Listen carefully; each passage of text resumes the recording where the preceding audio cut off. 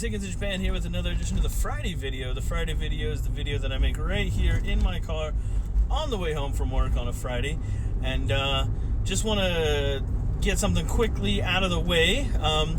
If you're at all interested in direct hire contracts for English teachers here in Japan, like direct hire ALTs, you might be interested to know that there's some things that are changing, and I actually was able to discuss it with James and another friend, Oren. We talked about some of the changes that are coming along in the next year or so with contracts and such, and also we talked about what it's like living in Japan, and maybe like what are your motivations for wanting to live in Japan. So if you want to check out that podcast, there's a link in the description right now. Go check it out. It's a good listen. It's only about oh goodness that was almost interesting. It was under an hour, so it's like 45 minutes maybe at the max, and it's a good listen, so check that out. But let's just jump into it and talk about today's topic, which is communication, and kind of the reasoning behind this. I have a couple reasons why, but as a direct hire ALT, you have the ability to communicate with the teachers around you, and you're thinking to yourself, well, yeah, shouldn't you be communicating with the teachers around you? Well, here's a fun fact.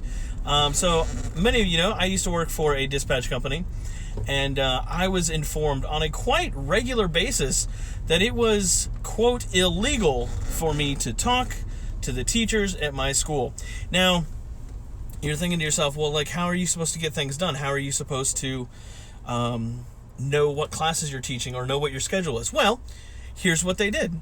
So the lady that sat directly next to me would make my schedule, but she wasn't allowed to hand me my schedule.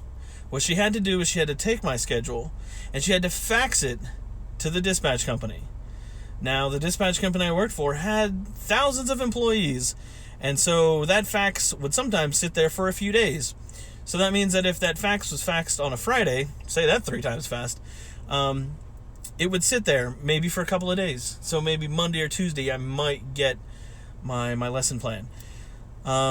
Because then what they would do is they would translate it, which it didn't need to be translated because all it said was go to class 1-1 or 2-2 or 3-3. That's literally all it would say. And so anyways, so they would, quote, translate it for me, and they would fax it to me, or they would just email it to me. So instead of just having the teacher that sat next to me hand me my schedule, she had to go through all this rigmarole just to tell me my schedule. Now, if you're saying to yourself, that sounds stupid, complicated, and who would do that? Well, the fun fact is nobody actually did that, and she would just hand me the schedule, right? It's stupid. It's a stupid thing to say you can't talk to the teachers that you work with. Now that I'm a direct hire, now that I work for the city, here's this fun fact, and you might not know this if you're a direct hire, but you can just talk to the people you work with, right? You are allowed to talk to the vice principal, you're allowed to talk to the principal, you're allowed to talk to any of the teachers and have conversations, and I highly recommend that you actually do that. Why? Because it builds rapport with you and the teachers, but it also, there's no reason for you not to be talking to your teachers, right? Having open communications about how your classes went and how things need to be changed, or maybe this lesson didn't go the way that you thought it should, and maybe next time you need to do a review on it, right? These are all the things that you can do to make your English classes better. And working for a dispatch company, you kind of get it drilled into your head that you're not allowed to have communication with the people around you. And what that does is that just ostracizes you. Is that the right word? Whatever. It just makes you look like you don't know what's going on. If you're not talking to the people that are working around you, right? It makes it look like you just need to be fully dependent on your dispatch company. And you know what? You don't need to be, because you can just talk to the people that you work with. And it's kind of annoying to have people not realize that. That kind of sounded rude, but it's true. If you work for if you're directly hired by the Board of Education, talk to the people you work with. There's nothing wrong with that. It makes you a part of the team, right? It makes you involved with your English classes, which you should be anyways, right? You should be maybe evaluating in your head, like if you're teaching in class, obviously you can't be taking notes, or maybe you can, depending on like your work schedule or workload in the class. But, maybe jot down a couple of things like, hey, this didn't go so well. Hey, let's try to explain this better next time. And bring that to your teacher, in a nice way, not saying like, hey, you're a terrible English teacher, I could have done that better than you. Obviously, with some tact, and be a teacher that, the other teachers find dependable and reliable in the classroom, that they can kind of come to you and trust you and say like, hey, how did that go? I've pulled teachers aside, or just talked to them in the teacher's office, just been like, hey, I don't think they understood any of that. We're probably going to have to do that again. I've had teachers pull me aside, and this is when I was working for a dispatch company, so don't tell anybody, but I had a teacher say, hey, I don't think they understood that. We're probably going to need to do a review lesson.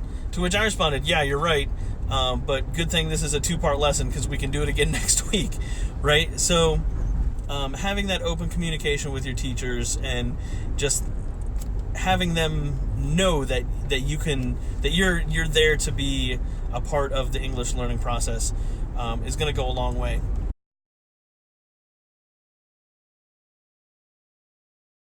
Hey, we're back. So nobody saw that, but yeah. So just being the dependable teacher in the classroom and out of the classroom is going to go a long way.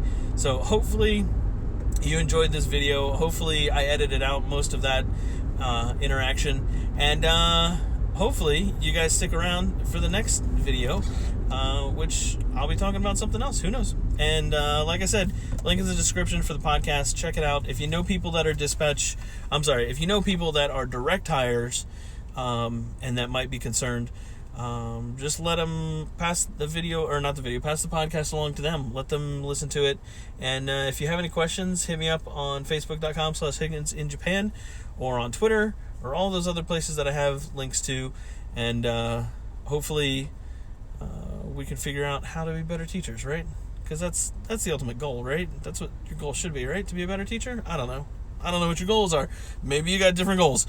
I don't know. I'm going to go, and I'll catch you guys later. Have a good one. Peace.